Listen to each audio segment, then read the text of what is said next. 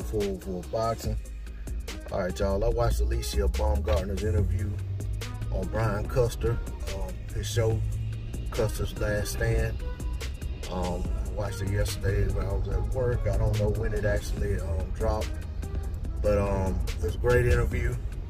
She was asked about her fight with Makayla, which she won on the undercard of the Shields versus Marshall fight, and you know, she was asked her take on the fight. How did she think she fared in that fight? She said she felt like it was an easy fight.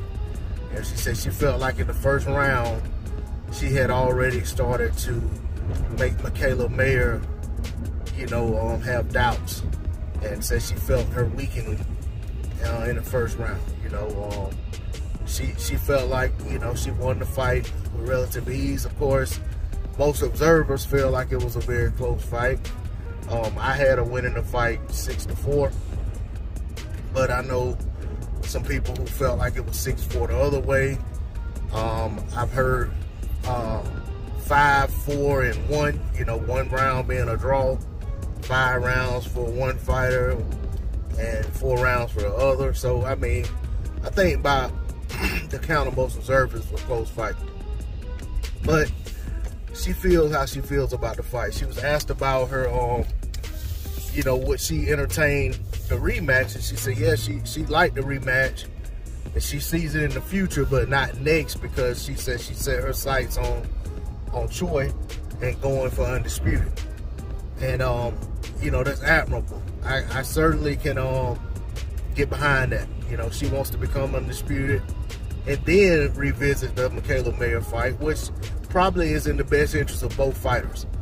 That puts Makayla in a situation where she has an opportunity to get her a bounce back fight, get back in the win column, get her confidence back up. You know, although I don't think she's, like, you know, lost her confidence, but, you know, just in case, you know, she needs a little confidence booster, but also just to get back in the win column and help build up more interest for the fight, while at the same time staying active and keeping herself, you know, ready to go, instead of sitting on the shelf waiting on Baumgardner to have her fight, and then coming into the fight kind of stale, so to speak. So in my opinion, if you know, if that fight's a possibility for both ladies next, should Baumgardner be victorious against Choi, then I think that's the right thing to do.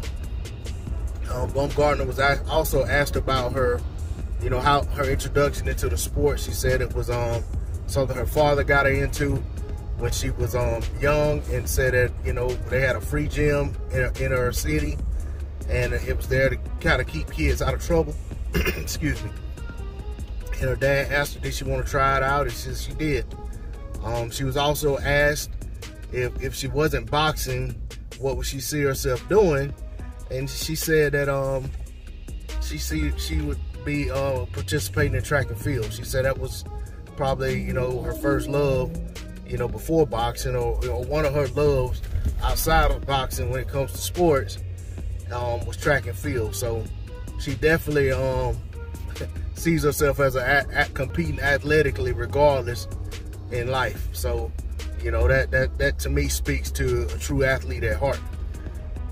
She was also asked the question that a lot of men, a lot of male, probably, I'll say a lot of people, because it probably weren't just males, sent in, and they were asking was she single, and she said she's married. She said she's married to the game.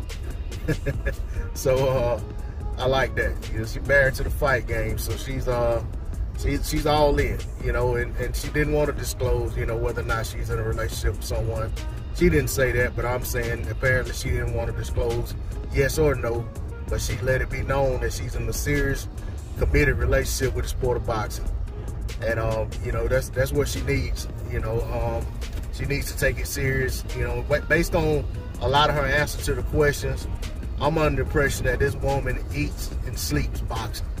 She says she's always in the gym. She has some kind of training program, like a workout program that she helps others with. And she said when she's not training for boxing herself, she's facilitating that program. So she's always in the gym in some capacity. She was asked about, you know, training with Tony Harrison and even training with his father before his passing, and, you know, what she thought of, that combination of, you know, the two trainers. How was it working with one versus the other? She gave basically, gave her take on that. And she talked about there's a lot of, similarities to how Tony is that he got from his father, but he's also his own trainer in his own right. And she was asked about Tony Harrison as a fighter. Is he still super bad? Is he still, one of the top guys at 154? And she said she definitely believes that, he is that once he gets back in the ring. So, that's very, very insightful interview. I enjoyed it. There's a lot more in there that I didn't cover, that I didn't speak on, but definitely worth going over, taking a listen to it. Like I said, very insightful, very inspiring and encouraging. If you feel a certain way about the sport of boxing in terms of, wanting to know these boxers more intimately as to, what drives them, what motivates them, how they get there. A great listen for someone who has a kid who they're thinking about bringing up in the sport of boxing. Also someone who's coming up in the sport themselves that may be an amateur or something, whether male or female. I think they can take a lot away from that interview. But definitely worth taking a listen to. Once again, that's over there on Custer's Last Stand, Brian Custer's YouTube channel. Go over there and check it out. That's all I got on the D-Lo 404 Boxing. Like, share, comment, and subscribe. I'm out. Peace.